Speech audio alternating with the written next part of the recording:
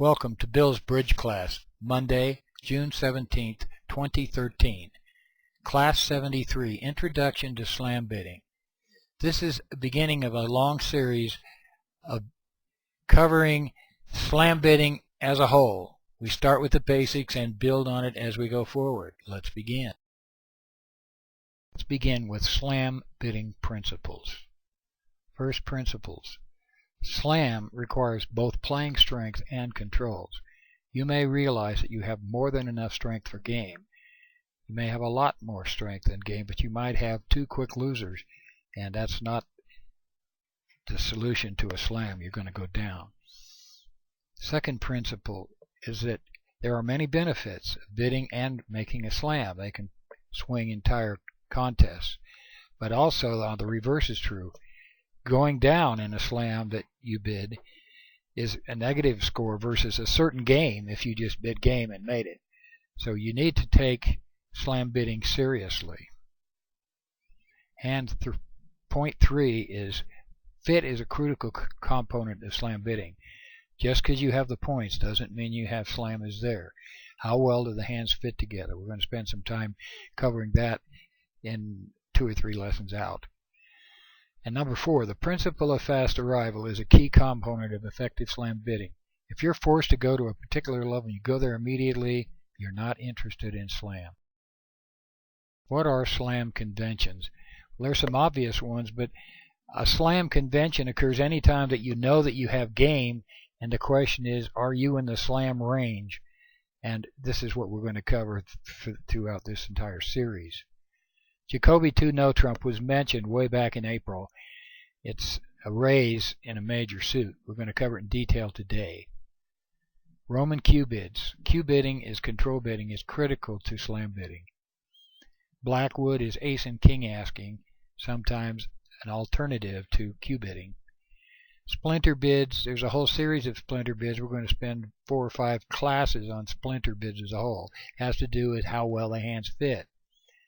Roman key card Blackwood is an extension to Blackwood and involves things such as the King of Trumps and the Queen of Trumps.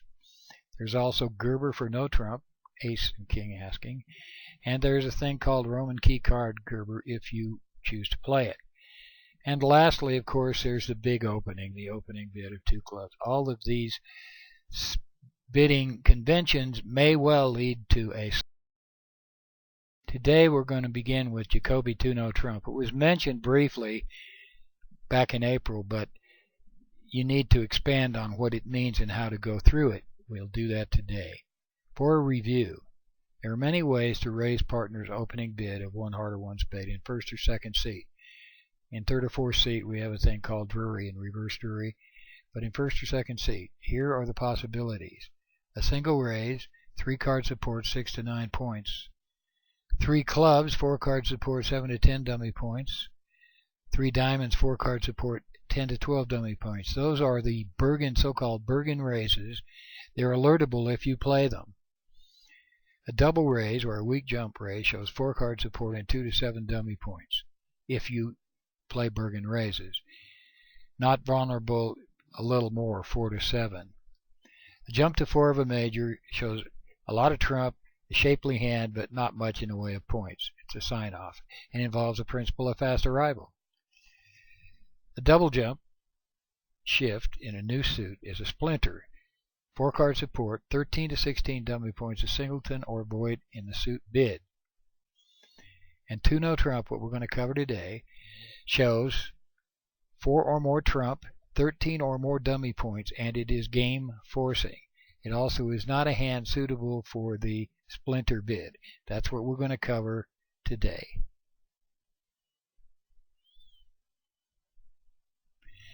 By the way, if you don't use Bergen raises, a limit raise takes the place of 3 clubs and 3 diamonds.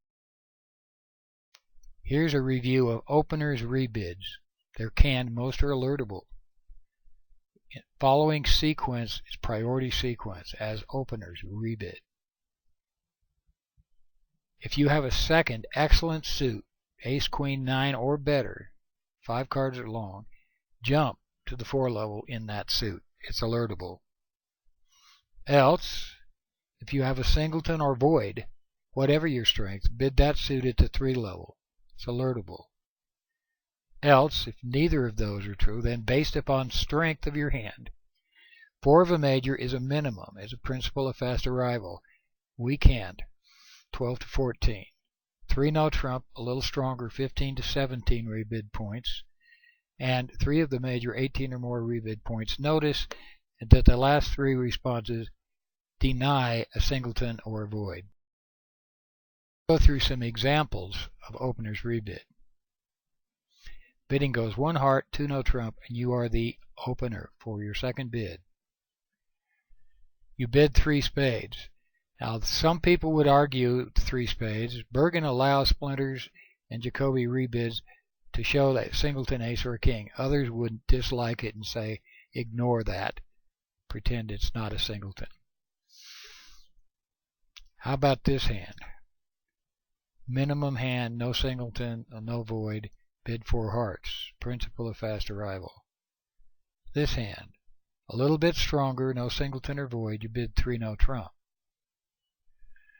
This hand, you have a second 5-card suit. You bid it at the 4 level, 4 clubs.